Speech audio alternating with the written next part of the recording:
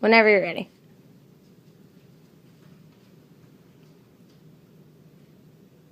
To be or not to be? That is the question.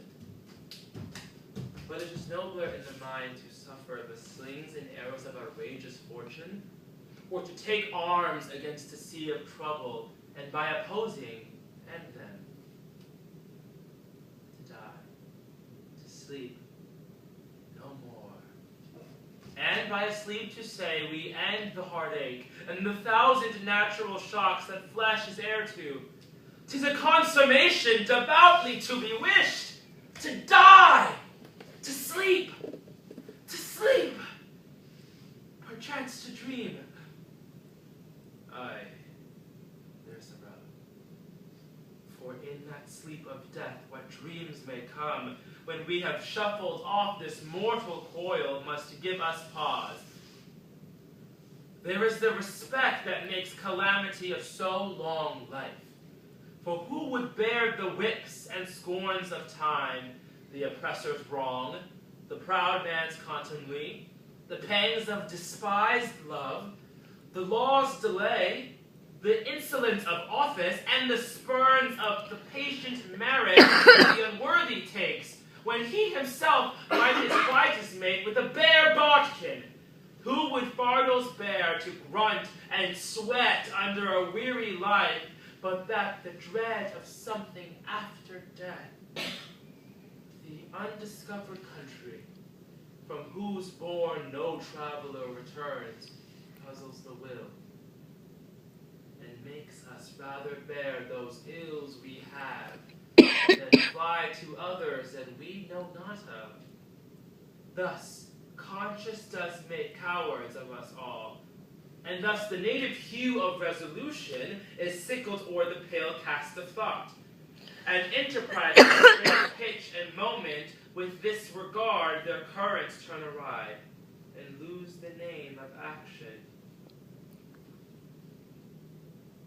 Soft you now, the fair Ophelia, nymph in my orisons, be all my sins remembered.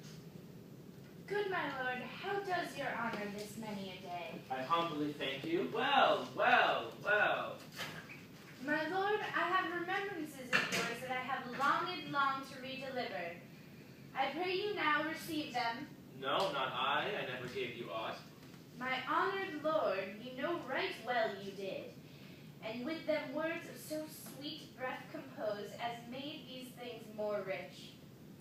Their perfume lost, take these again, for to the noble mind, rich gifts wax poor, when givers prove unkind. There, my lord. Are you honest? My lord. Are you fair? What means your lordship? That if you be honest and fair, your honesty should admit no discourse to your beauty. Could beauty, my lord, have better commerce than with honesty? Aye, truly.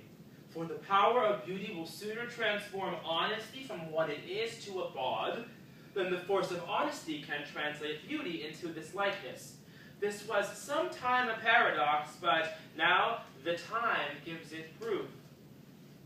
I did love you once.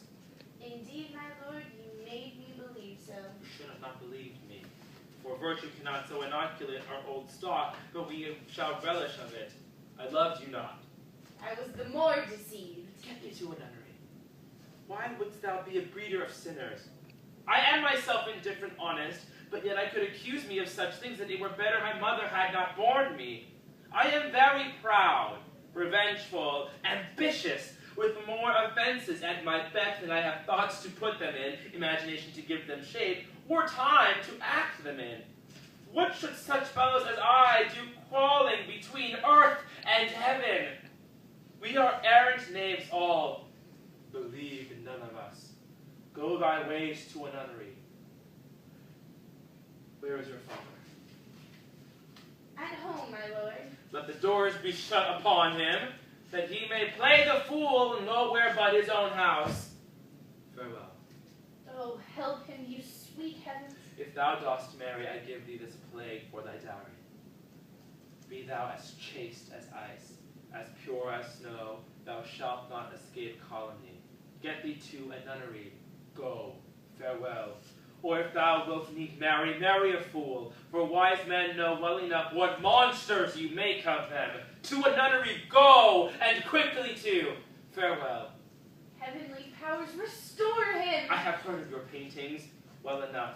God hath give you one face, and you make yourselves another. You jig and amble, and you lisp. You nickname God's creatures, and make your wantonness your ignorance. Go to, I will have no more of it. It hath made me mad. I say we will have no more marriage. Those who are married already, all but one shall live. The rest shall keep as they are. To a nunnery go. Oh, what a noble mind here overturned.